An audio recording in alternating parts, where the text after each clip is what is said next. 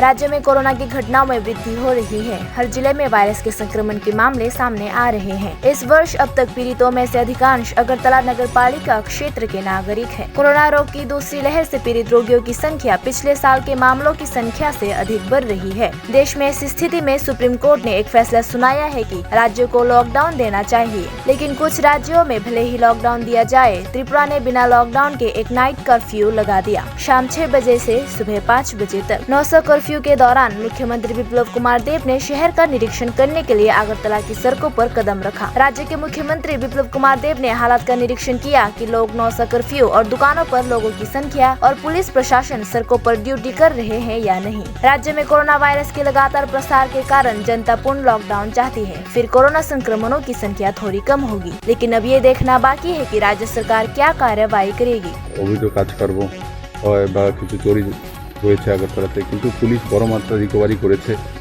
আমি সেটাকে ইনকোয়ারি করেছি।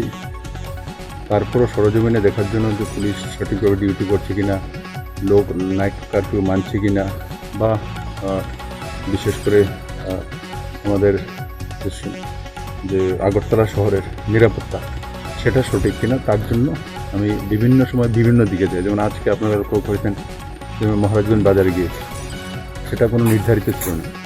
তো তার জন্য এইভাবে যাই যে ওইখানে পরিস্থিতিটা কী, যাতে সরজমিনে দেখতে পারি, আর তাতে যাতে আগরতলা মানুষরা এমনিতেই কোভিডের মধ্যে পরিস্থিতি, তার মধ্যে যদি দোকানে চুরি হয়ে যায়, তার কোনো লোকসান হয়ে যায়, বা যারা রাতের অন্ধকারে মানে অবৈধ কাজে লিপ্ত থাকে, তো এদেরকে এই সময় চিহ্নিত করা আর মানুষকে সুস্থ সবল এবং শান্তিতে থাকার জন্য ছোট্ট একটা প্রয়াস শুধু আমার এটা করার চেষ্টা করি। আমি আশা করি তাতে আগরতলাবাসীর লাভ হবে।